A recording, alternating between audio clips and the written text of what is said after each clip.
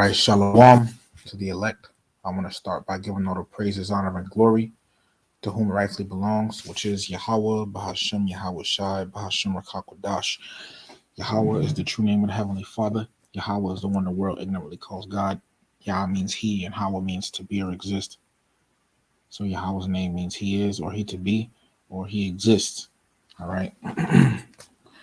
Bahashem means in the name, Ba meaning in, Ha meaning the, Shem meaning name. Yahweh Shai is the true name of the Messiah. Yahweh Shai is the one the world ignorantly calls Jesus.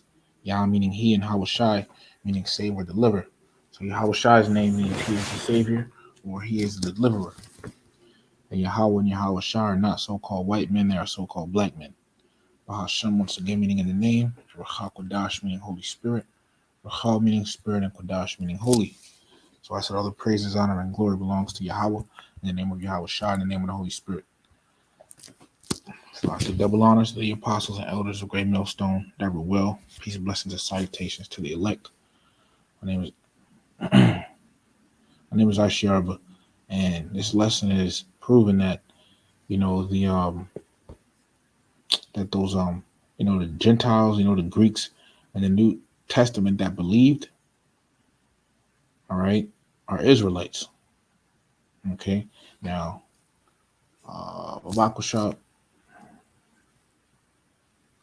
bear with me as I get started. 1 second.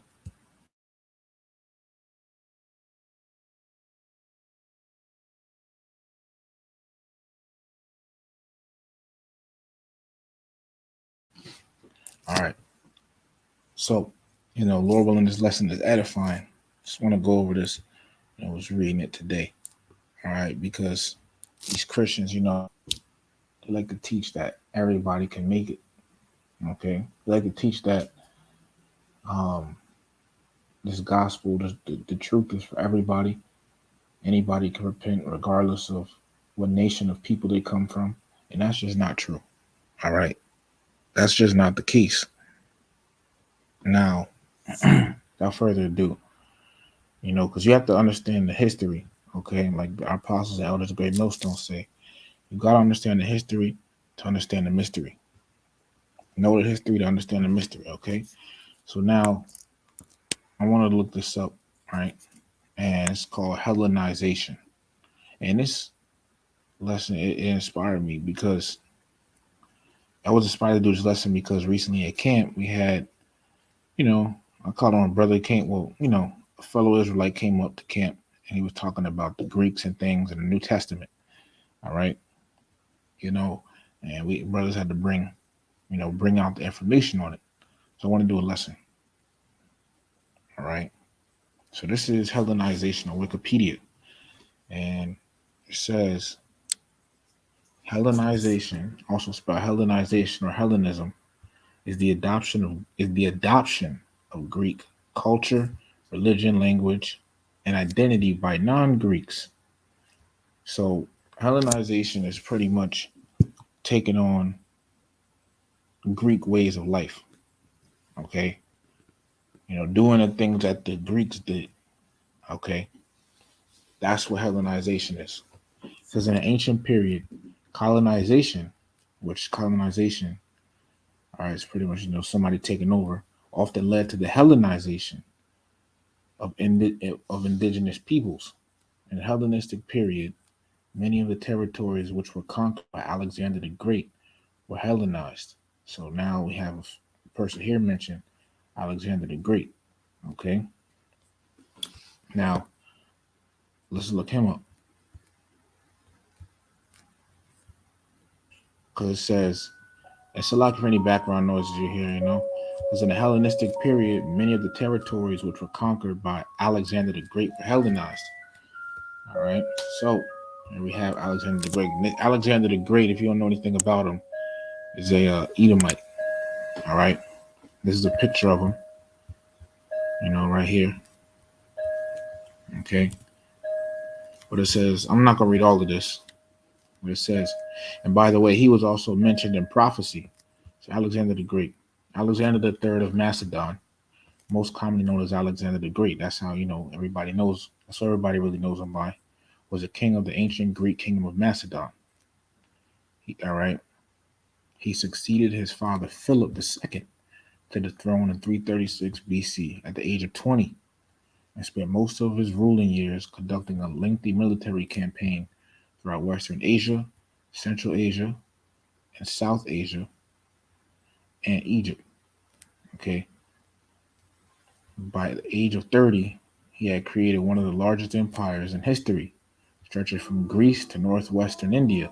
He was undefeated in battle and is widely considered to be one of history's greatest and most successful military commanders. All right, so this is a little bit about Alexander the Great. Okay, now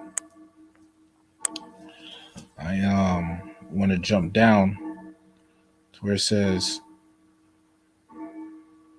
actually no, I want to jump down to right here. Okay, so it says with his death, it says with his death marking the start of the Hellenistic period. All right. With his death marking the start of the Hellenistic period, Alexander's legacy includes the cultural diffusion and syncretism that his conquests in genders such as Greco-Buddhism and Hellenistic Judaism. Now here it says Hellenistic Judaism was a form of Judaism in classical antiquity that combined Jewish religious tradition with elements of Hellenistic culture. All right, so let me keep reading. It says, um, all right, well, yeah, let me jump down. Okay, so that was a little bit about Alexander the Great. Right now, we're going to come back to this page, Lord willing, but he was a part of prophecy. Okay, now let's go here. This is the book of Daniel, chapter 7, starting at verse 1. The vision of the four beasts, and these four beasts aren't literal four beasts. These are four major empires that will happen before Yahweh Shai return. All right, four major empires that will come into power before Yahweh Shai returns. Right. And just to prove it a little bit further, Daniel 7:17. These great beasts, which are four kings which shall arise out of the earth, right? And you can think four kings and say how's it a kingdom if it's just a king? All right. But so, yeah. When you jump down to verse 23, it says, thus he said, the fourth beast, which this fourth beast is the Roman, and just proving the fact that these beasts are kingdoms. Right. So it says Daniel 7:23. Thus he said, the fourth beast shall be the fourth kingdom upon earth, which shall be the, and see what it says, and this is talking about the ancient Roman Empire. You see, it's a kingdom, which shall be diverse small kingdoms, and shall devour the whole earth, and shall tread it down and break it in pieces. All right. So so you see, this is so when we read these four beasts, it's talking about kingdoms. All right, so Daniel 7:1. In the first year of Belshazzar, king of Babylon, Daniel had a dream and visions of his head upon his bed. Then he wrote the dream and told us some of the matters. Babakusha, bear me 1 second.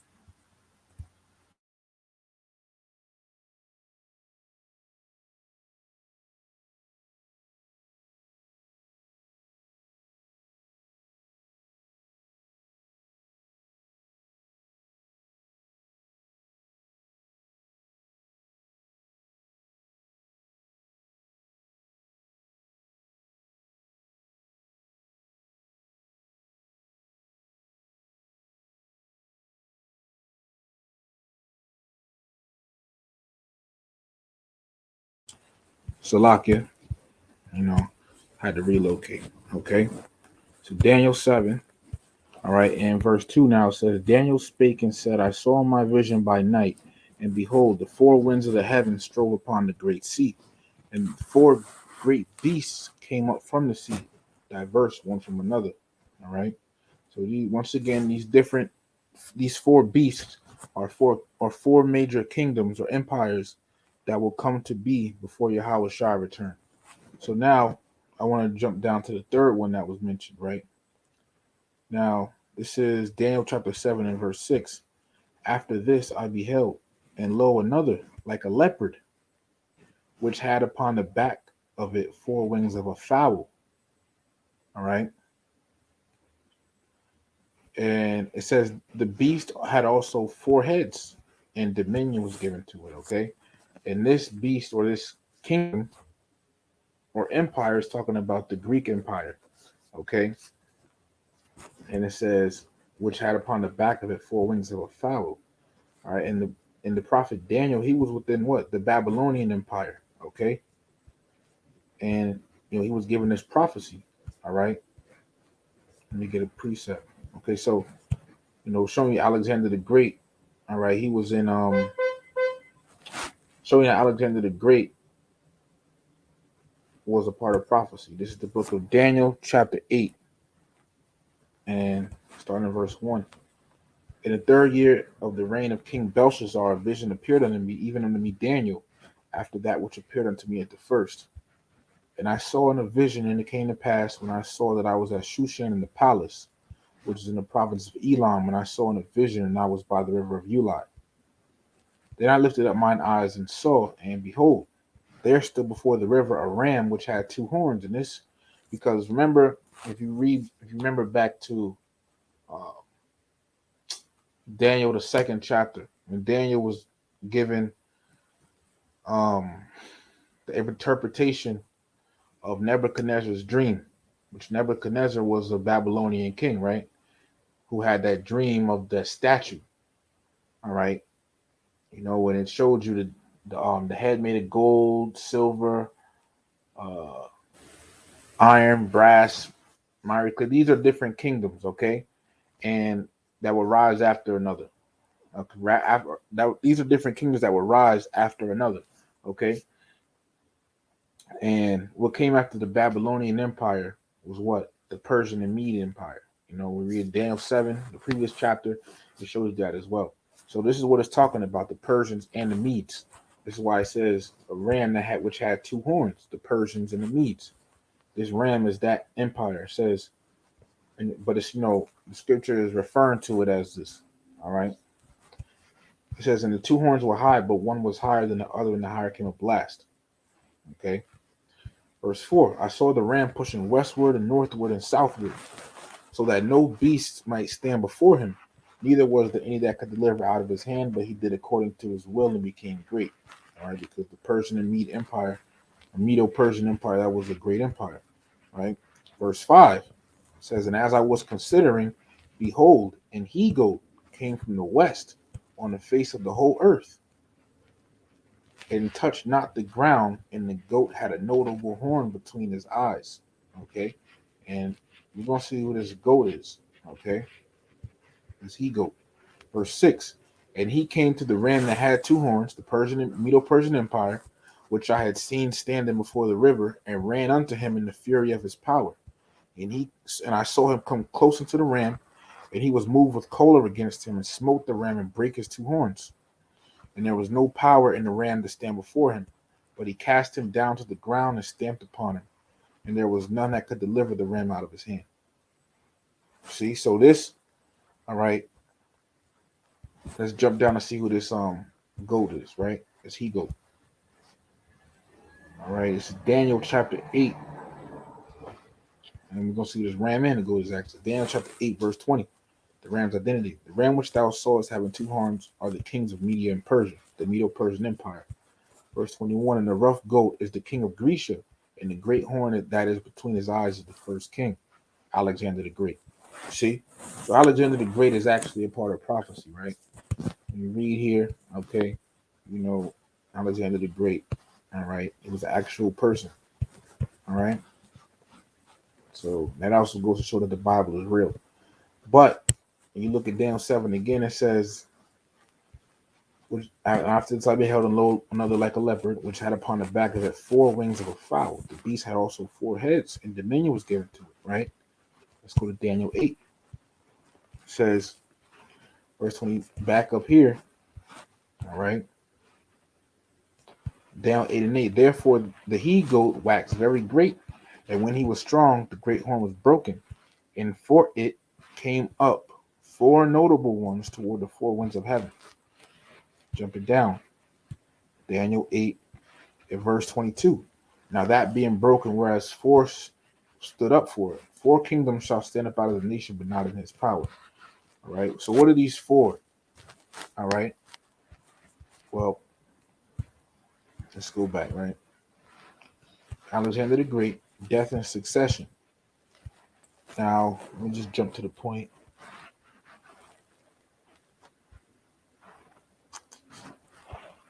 Okay, so now here, and by the way, Salaki, let me just show Alexander the Great his the kingdom or his his territory under his while he was in power himself.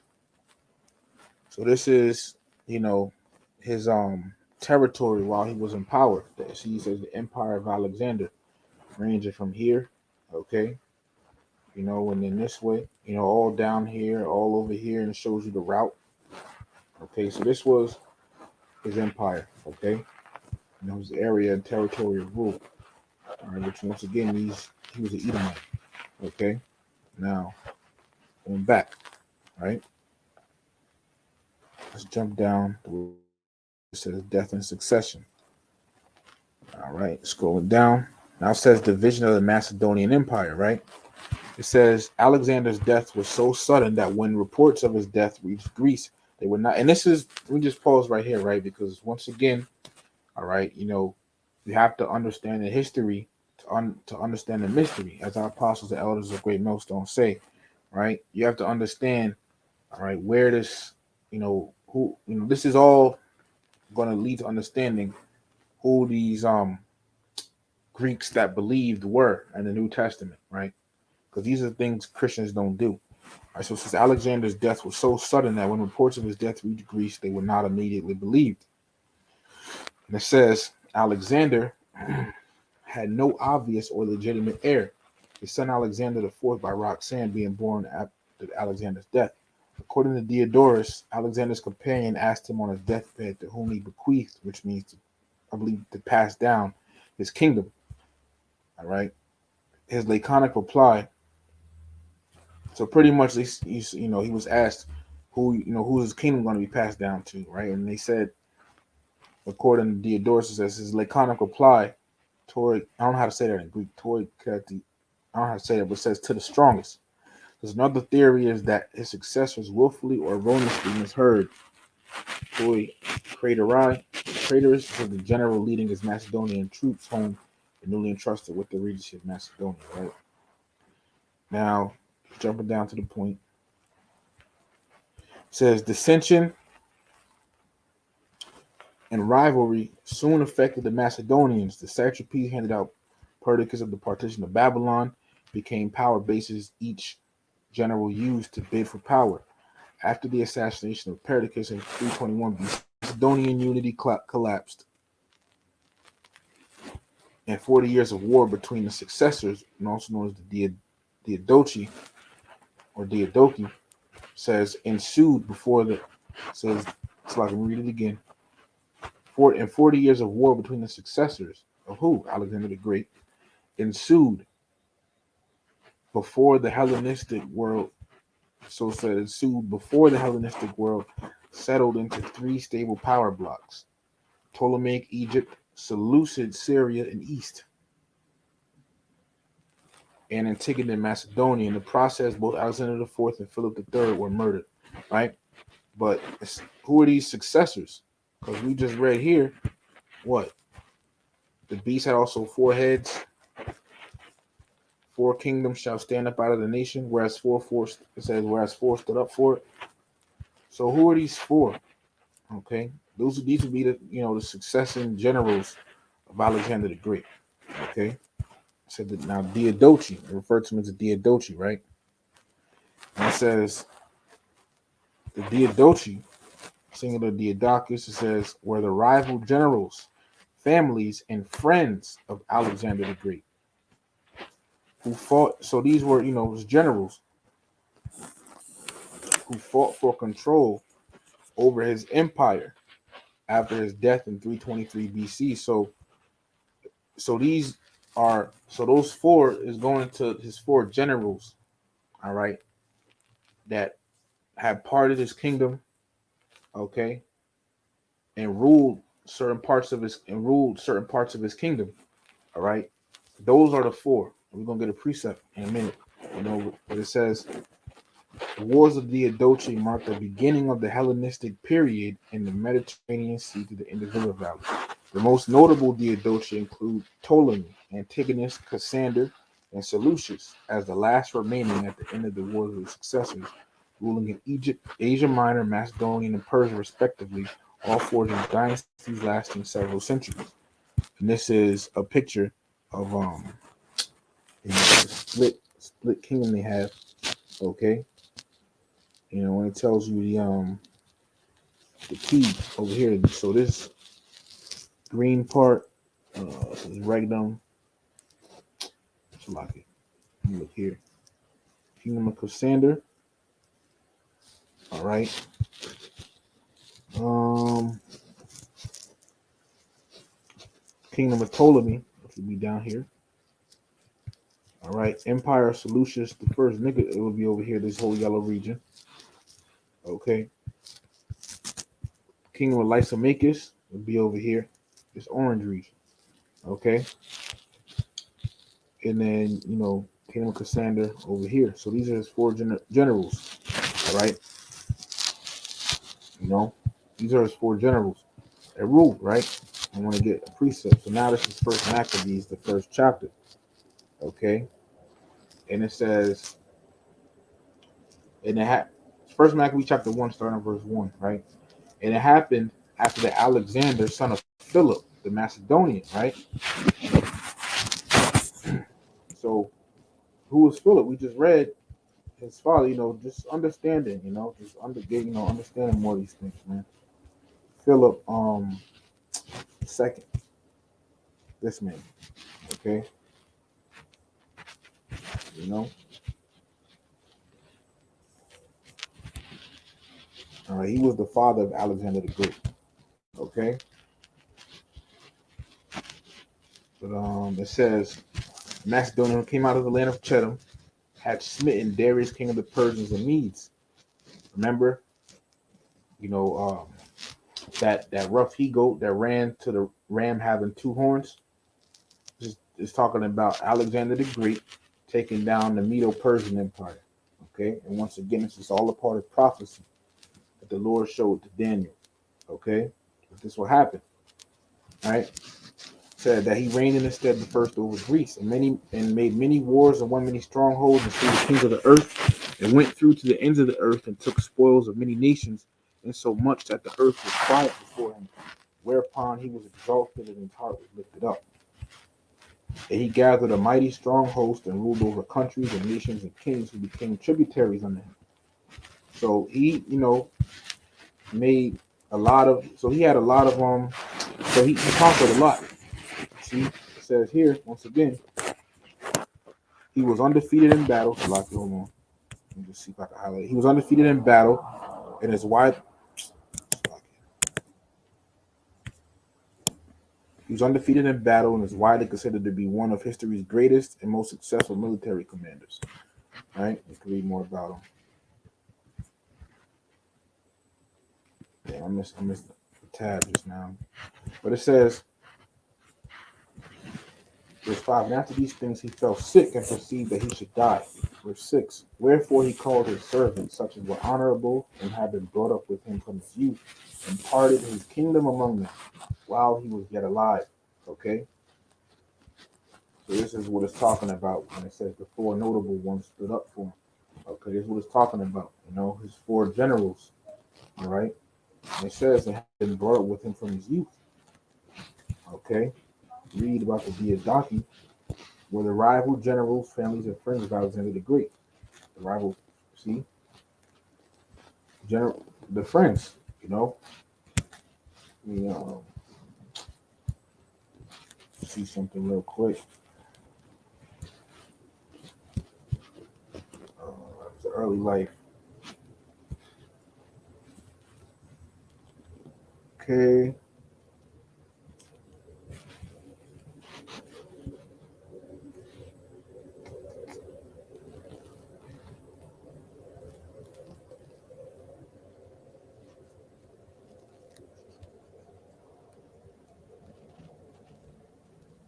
Give me 1 second. Okay, here we go. This is education Nieta was like a boarding school for Alexander and the children of Macedonian nobles such as Ptolemy, Festus, and Cassander. Many of these students will become his friends and future generals, and often known as the companions. You see, so some of his, friends, some of his what servants, such as were honorable, have been brought up with him from his youth. See, so these Diadochi are his four generals. Once again, it says imparted his kingdom among them while he was yet alive. Right now, going back to Diadochi. Okay. Now it says the wars of the Diadochi marked the beginning of the Hellenistic period. From the Mediterranean Sea to the Indus River Valley. That's a good Hellenistic period, right? Now it says here in classical antiquity, the Hellenistic period covers the time of Mediterranean history after classical Greece between the death of Alexander the Great in 323 BC and the death of Cleopatra VII in 30 BC, which was followed by the ascendancy of the Roman Empire, as signified by the Battle of Actium in 31 BC and the Roman conquest of Ptolemaic Egypt the following year, which eliminated the last major Hellenistic kingdom. All right, says its name stems from the ancient Greek word "helos," which was gradually recognized as the name for Greece, from which the early modern 19th century historiographical term Hellenistic was derived. It says the term Hellenistic is to be distinguished from Hellenic, and the latter refers to Greece itself, while the former encompasses all the ancient territories of the period which had come under significant Greek influence, in particular the Hellenized Middle East after the conquests of Alexander the Great. Right. So now, right after Alex, so now we come after the death of Alexander the Great. He had four generals, right, and these four generals part of this kingdom. Okay. Now regarding these four generals, right, because it says the wars of the Diadochi marked the beginning of the Hellenistic period. So so these generals were already in power, right? So it marked the Hellenistic period. Okay. Now let's just type this in. Who were Alexander's four generals? Because instead of one successor, however, actually four generals: Antigonus, Cassander, Ptolemy, and Seleucus. Right. Now regarding Seleucus, okay. Let's look up Seleucus.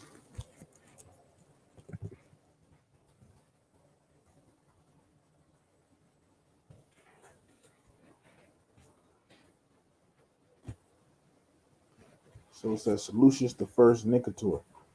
It says Seleucus the first Nicator was a Macedonian Greek general, officer, and successor of Alexander the Great. See, so this is one of Alexander's four generals who went on to found the eponymous Seleucid Empire, led by the Seleucid dynasty. So this is one of his generals, right? Now let's go back to First Maccabees, chapter 1. All right.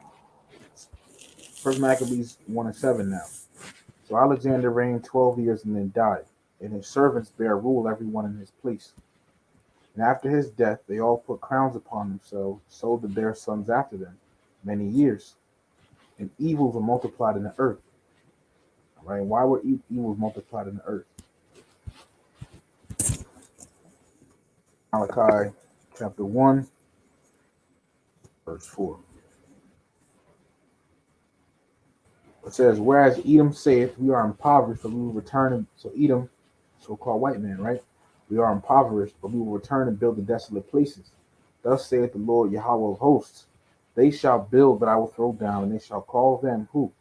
Edomites, the border of wickedness, and the people against whom Yahweh Bahashim Yahweh Shai hath indignation forever. Okay? So the so-called white man, Edomites, all right, are called the wicked. Why?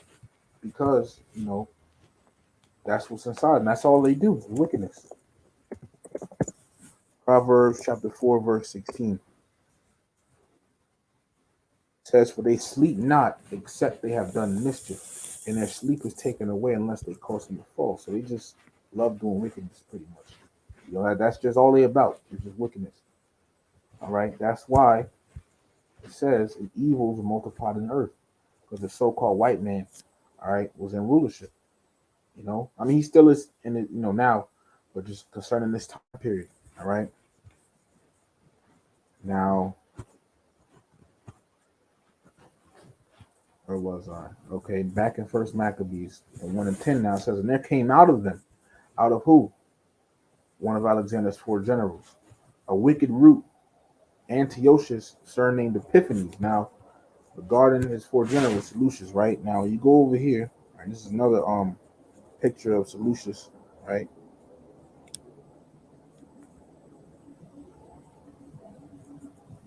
Now, you go down here, all right? It says his issue, all right? It says in genealogy and wills, a person's issue means all their lineal descendants. So these are his descendants, right? Let's go to Antiochus the first Soter. All right, now let's go to his descendant, Antiochus the second Theos. Go to his descendant. I believe it's this Seleucus the second. Let me just see something real quick. Okay, yeah, Seleucus the second.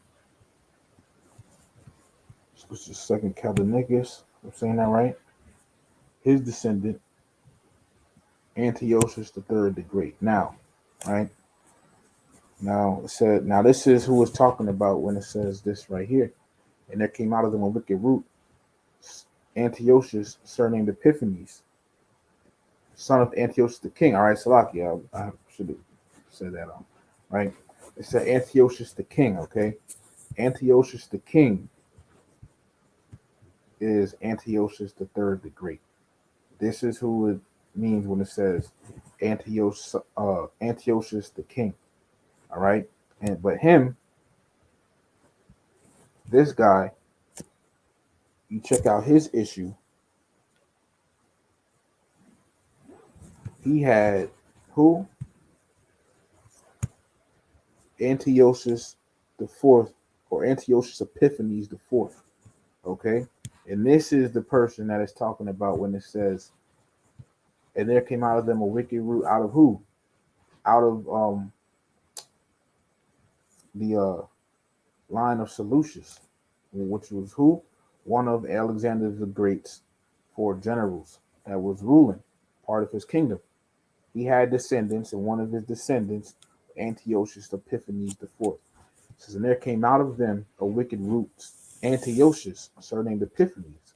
It's talking about this guy, Antiochus Epiphanes the fourth. Okay, son of Antiochus the king. We just went to issue it, and his father was who?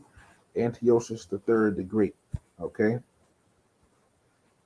it says, who had been in hostage at Rome, and he reigned in the 137th year of the kingdom of the Greeks. All right, so he was ruling over the kingdom of the Greeks. Right now, let's go here. This is another one of him, right? One of this fucking devil, man. You read about the shit that he did to our people. All right, but it says Antiochus the fourth Epiphanes, or Antiochus Epiphanes the fourth, was a Greek Hellenistic king. There goes that word Hellenistic again. Who ruled the Seleucid Empire from 175 BC until his death in 164 BC. He was a son of King Antiochus III the Great. See, originally named Mithridates, all right, he assumed the name Antiochus after he ascended the throne. Notable events during Antiochus' reign include his near conquest of Ptolemaic Egypt, his persecution of the Jews of Judea and Samaria in the rebellion of the Jewish Maccabees, where you read about the Maccabees fighting against them and everything. Right? Now, so he, at this point we're reading, he was in power. Okay?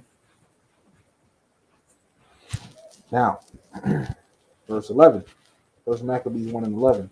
In those days went there out of Israel wicked men, who persuaded many, saying, let us go and make a covenant with the heathen that are round about us. For since we departed from them, we have had much sorrow. So this device of plan pleased them well. So during this time, you had Israelite men, you had Greeks, all right, you had Israelite men, that wanted to pretty much, you know, make an agreement with the heathen. Okay, and during this time, this is the beginning, all right, of the Israelites being Hellenized. Okay, what is Hellenization? What does being Hellenized mean? Once again, Hellenization or Hellenism is the adoption of Greek culture, religion, and language and identity by non-Greeks. Okay, Hellenization, being Hellenized, all right, is taking on the Greek way of life. Okay, just like for example, and it did, but it's like before I say that, right? You had so this is the once again the beginning of our people getting into or being Hellenized, getting into the Greek way of life. All right, and right here they voluntarily joined it. Other times, they involuntarily joined it. All right, they involuntarily joined it. They were forced into it other times. Right? Verse 13. So it says, then certain of the people were so forward hearing that they went to the king, who gave them license to do after the ordinances of the heathen. Whereupon they built a place of exercise at Jerusalem according to the customs of the heathen.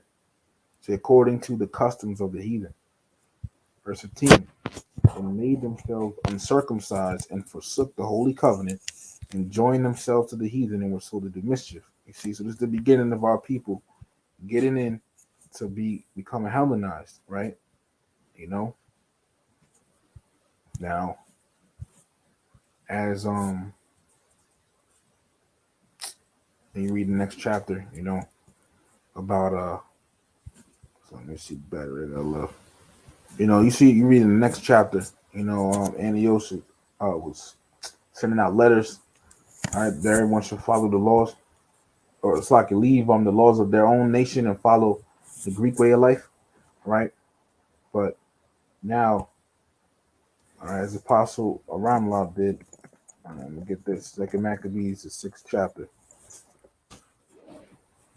Well, it says, not long, Second Maccabees chapter 6, starting in verse 1. Not long after this, the king sent an old man of Athens to compel the Jews to depart from the laws of their fathers and not to live after the laws of the Most High, and to pollute also the temple in Jerusalem, and to call the temple of Jupiter Olympius, and that in garrison of Jupiter, the defender of strangers, as they did desire that dwelt in the place.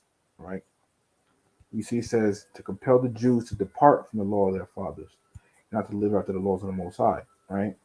So to leave, and the laws of our fathers is what? Really our way of life. Keep the law, statutes, and commandments. That's really our way of life, man. Us Israelites, right? Verse 3 says, the coming in of this mischief was sore and grievous to the people, for the temple was filled with riot and reveling by the Gentiles who dallied with harlots and had to do with women within the circuit of the holy places, and besides that brought in things that were not lawful. It says the altar also was filled with profane things which the law forbiddeth. Neither was it lawful for a man to keep Sabbath days or ancient feasts, or to profess himself at all to be a Jew. So on top of all of that, you weren't allowed to call yourself a Jew. And like Apostle Ramon was saying, if you couldn't call yourself a Jew, would you have to call yourself a Greek? Okay, this is all history, you know. And guess what? Christians don't believe it. So Christians don't understand it. Why?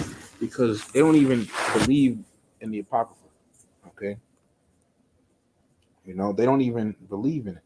However, the Apocrypha, you understand, if you really understand this, you could say that it's mentioned in the New Testament. This is St. John 10 verse 22. And it was at Jerusalem, the feast of the dedication, and it was winter. What is this feast of dedication? Let's look it up. I gotta hurry up because my worst come to worst, I'll just get my charger. My laptop about to die. Feast of dedication.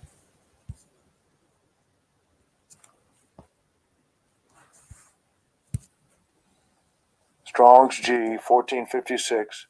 Ekinia. All right. And it says dedication, consecration. Look at this. In particular, the annual feast celebrated 8 days, beginning in the 25th of Chislev, instituted by Judas Maccabeus in memory of the cleansing of the temple from the pollution of Antiochus Epiphanes. which you'll find that history in the Apocrypha, specifically in the book of First Maccabees. So how can you say that the Apocrypha is not part of the Bible? You see, but Christians don't believe in the Apocrypha, all right, which recounts this history, which shows why, all right, um, which shows the history of um, the Greeks in the New Testament that believe being Israelites. Okay, see, but they don't know the history. Therefore, they think when they read that, they think it's talking about other nations. It's not. All right, you know. So Christians, they don't understand the scriptures, man. All right, now, so let me just read this, verse 7. And in the day of the king's birth, Second Maccabees 6 and 7. In the day of the king's birth, every month they were brought by bitter constraint to eat of the sacrifices. And when the feast of Bacchus was kept, I should say feast, the Jews were compelled to go in procession of Bacchus carrying ivy. So they were supposed to do this continually, right? Now you would think, all right, once again, I don't know if I said it already, Salaki, but you would think, you know, if you're going to do this, if you're going to follow the Greek way of life, you can't call yourself an Israelite and keep the laws, statutes, and commandments. All right, put yourself in those shoes. If you were to follow the Greek way of life, when you can't call yourself a Jew, you got to call yourself a Greek. Doing that continually over time, all right, and your children, etc., you would start thinking you were Greek, and then you would become what? Hellenized. You see, even though you're actually by nation, by blood, an Israelite. All right, and this explains the Greeks in the New Testament. This is the history. This is why went through all of that. All right, so you can understand the history. Okay, so when you read about, like, for example, right, Acts 6 and 1, it says, this is the book of Acts 6 verse 1. And in those days, when the number of the disciples was multiplied, there arose a murmuring of the Grecians against the Hebrews, because their widows were neglected in the daily ministration. Okay, and real quick, but I don't even, before matter of fact, I'll look it up first. All right, getting that word Grecians, our apostles. This is why it's important to go in the words. Our apostles and elders of great ministers tell us to do. Look up words to get a better understanding. Still Greek word for Grecians in Acts 6 and 1. Strong's G 1675. Hellenistes. Hellenistes. And it says a Hellenist, and we know that term, one who imitates the manners and customs or the worship of the Greeks and use the Greek tongue. All right. Now, does that mean someone that they actually a Greek? No. All right. They're just imitating it. Let's look at that word imitate, actually. Okay.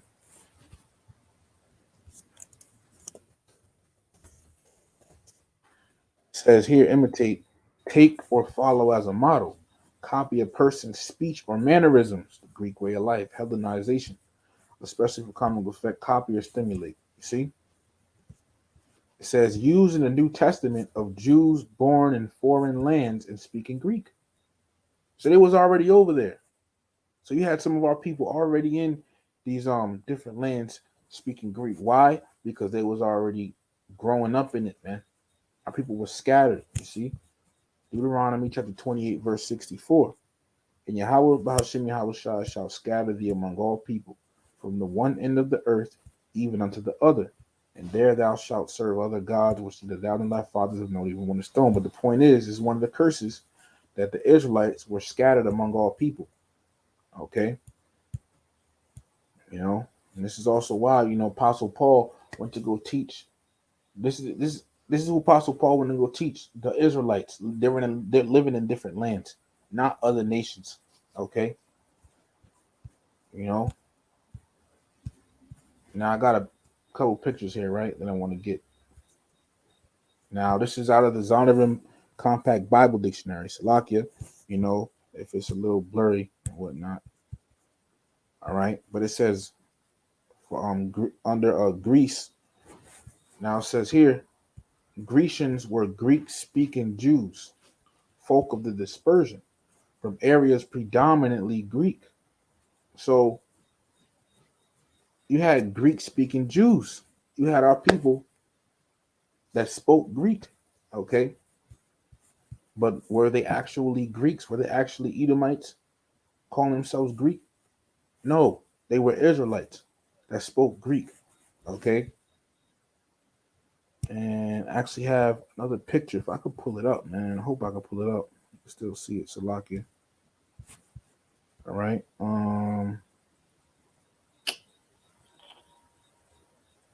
Okay. I jumped the guns, but I'll bring it out now. All right. This is also in the Zondervan Compact. Matter of fact, before I get that, I'm gonna start with this one. Hellenists. Also, this is I'm gonna get a couple two more definitions out of the Zondervan Compact Bible Dictionary, right? And this is the definition of the word Hellenist. Hellenists. It says Jews who made Greek their tongue and with it often adopted Greek ideas and practices. You see? You see that? And where's the history? Now this is on page 54, socket 534 in Zondervan Compact Bible Dictionary, man. All right. And the definition here is Seleucids. Okay.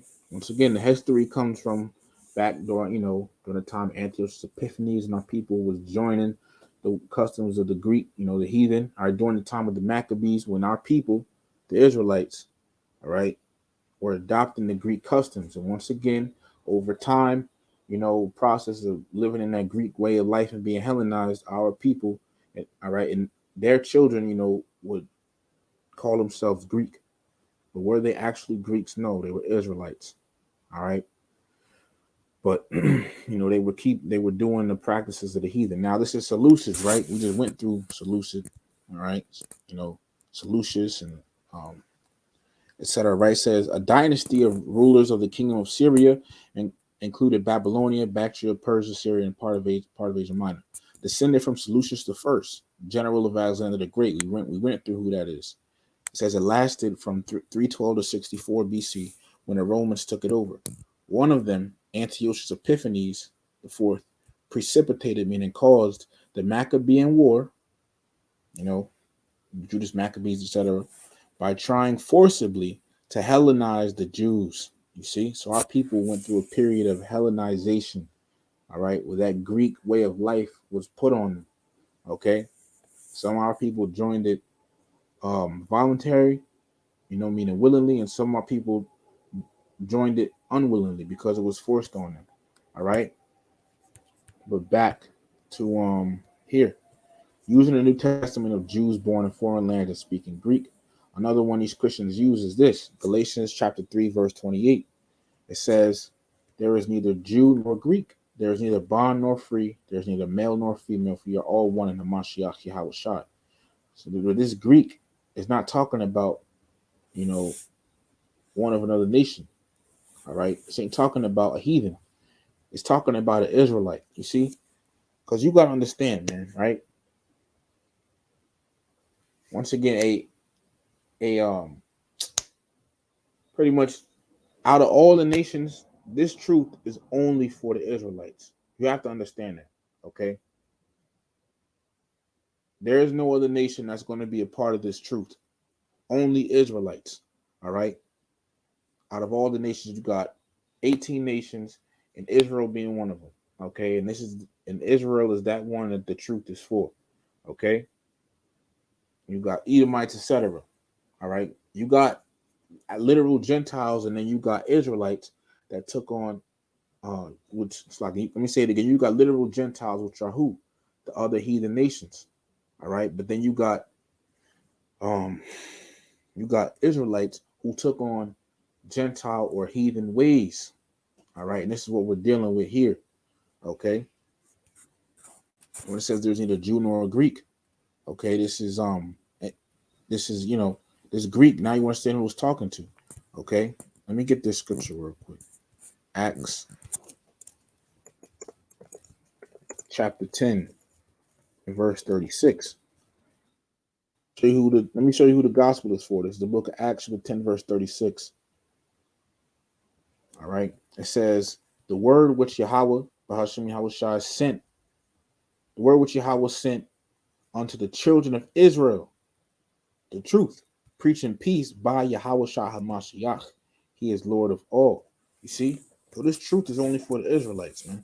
This is who this truth is for. It ain't for no heathen nations. You see? And don't try to say these Gentiles here in Acts 10 is the other nations, because no, it ain't. It's still Israelites. The Lord ain't dealing with everybody, man. All nations of people. You see? But these Christians, when they see this, they don't understand this history of who this is. When it says a Greek, when you hear Greeks and Gentiles in the New Testament, which like when you hear Greeks in the New Testament, all right, believing in everything and repenting, okay, it's talking about Israelites, okay, that were Hellenized, okay. Let me get this.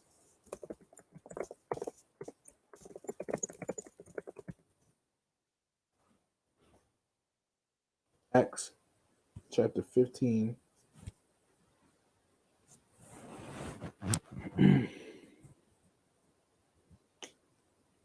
And starting at verse 2. Says, when therefore Paul and Barnabas had no small dissension and disputation with them, they determined that Paul and Barnabas and certain other of them should go to Jerusalem unto the apostles and elders about this question. Verse 3, and being brought on their way by the church, they passed through Phoenix and Samaria, declaring the conversion of the Gentiles, and they caused great joy to all the brethren. Now I want to focus where it says conversion of the Gentiles, right? Now when you look up conversion,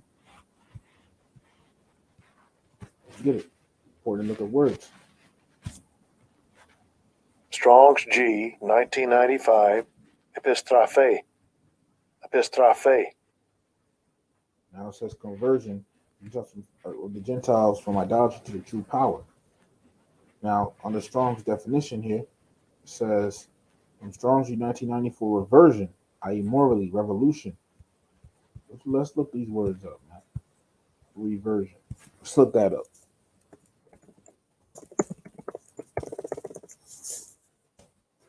Reversion. Check this out. A return to a previous state, practice, or belief. So a return. If you a heathen nation, all right, because the Lord had a chosen people. The Lord has a chosen people. If you're a heathen nation, if you're not an Israelite, you're not of the Lord's chosen people. Okay? You know, if you're Israelite, you're not of the Lord's chosen people. All right. So how could you ever convert or how could you ever have a conversion or a reversion or return to, which means what? A return to a previous state, practice, or belief. How can you have that if you weren't an Israelite and the Lord wasn't dealing with you in the first place because you're a heathen? You see, if you're not an Israelite and you're a heathen, how could you have a reversion or conversion? How would you have that? You can't. So what does that tell you? That the Gentiles are Israelites. See, it's simple. It's really simple. All right. Morally, i.e., morally revolution. Let's look that word up. Revolution.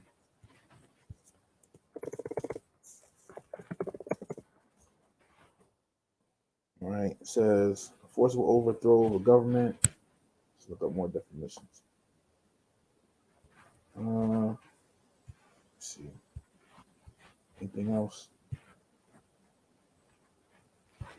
Huh. Roll back. All right. Let me look up more in that word. The etymology, the root word of that conversion. All right. Check this out. For the root word of conversion, Acts 15 and 3. Strong's G, 1994, epistrophe. Epistrophe. And it says transitively to turn to, right, to the worship of the true God. Somebody will say, well, it says to turn to. It never said to return. Right under it, it says to cause to return, to bring back. You see? To bring back, man. If you weren't already somewhere before, you can't come back to it. If I never visited somewhere before, I can't say I'm coming back here. The Lord never dealt with the heathen nations. All right. He only dealing with Israel. And our people, once again, took on the heathen way of life. All right. But in the New Testament, they was coming back. Okay. Why? Because they're Israelites. They're Israelites. You can't come back if you're not an Israelite. All right. Now moving on. Okay, so but let's reread that again. Acts 15 verse 3 says, and being brought on their way by the church, they passed through Phoenix and Samaria, declaring the conversion of the Gentiles. We know it's talking about Israelites, you see, and they caused great joy unto all the brethren. Moving on. Romans chapter 10, verse 12. For there is no difference between the Greek and between the Jew and the Greek. Why? Because they're all Israelites, they're all the same people. For the same Lord over all is rich unto all that call upon him. See? So we understand this now. We understand the history of our people being called Greeks in the New Testament, you know, because they were Hellenized. All right. But see, Christians don't understand its history. See, Christians are falsely teaching the Bible. You know, these Gentiles in the New Testament are Israelites, man. You know, when the Gentiles Apostle Paul spoke to, all right, and went to are Israelites living in different lands. Our people were scattered, as we read. It's a part of the curses. This should make sense. Because Apostle Paul, he was going to the Israelite foreigners. Galatians chapter 2, starting in verse 7 through 8. No, to 9. It says, but contrariwise, when they saw that the gospel of the circumcision was committed unto me, as the gospel of the circumcision was unto Peter. Uncircumcision, talking about the Israelite foreigners, says, because Apostle Paul was supposed to go to the Israelite foreigners and preach, right? As the gospel of circumcision was unto Peter, right? Peter was preaching to the Israelites who knew that they were Israelites, right? Verse 8, for he that wrote effectually in Peter to the apostleship of the circumcision, the same was mighty in me toward the Gentiles. Verse 9, and when James, Cephas, and John, who seemed to be pillars, perceived the grace that was given unto me, they gave to me and Barnabas the right hands of fellowship. We should go unto the heathen. See, Apostle Paul was, sent to the heathen, which were who?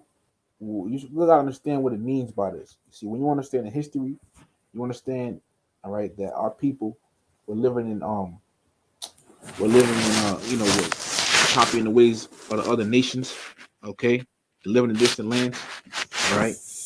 When you understand that, all right, then you have the understanding of the Gentiles believing in the New Testament, okay. You see, so when it says that we should go into the heathen, it's talking about Israelites living in different lands. You know, the, Apostle Paul was sent to them. Okay, it says, "And they unto the circumcision," right? Because just to further prove that you had it, man, that you had Israelites in different lands. Okay, um, even in the New Testament, it says this. This is the book of Acts, chapter 2, and in verse 5. And there were dwelling at Jerusalem Jews, devout men out of every nation under heaven. Not only the land of Israel, but all from all over. Why? Because Israelites were scattered. Verse 6. Now when this was noised abroad, the multitude came together and were confounded, because that every man heard them speak in his own language. And they were all, and when it said in his own language, does that mean that they were actually those nations that they were amongst? No. That's just the tongue that they learned and developed being living amongst those nations. They were Israelites though. See, it's not a hard concept. It's just like us. Think about before you came into truth, right? By blood, you're, speaking to my fellow Israelites, you're an Israelite, right? By blood, you're an Israelite. But what were you calling yourself? You were calling yourself American, okay, etc. You know, if you live in China, you would have called yourself Chinese. You know, you'd have been calling yourself these different things, right? And what, like our people, what they call, if our people don't know that they're Israelites, what they be calling themselves, what, American. They follow American traditions. They celebrate the 4th of July, celebrate Christmas, New Year's. They celebrate all these different things. You see, so it's the same thing back then. It was the same thing back then. Our people were living in different lands. All right, taking on the ways of these the heathens. Not all our people, but I don't have to hurry up. Acts 2 and 7.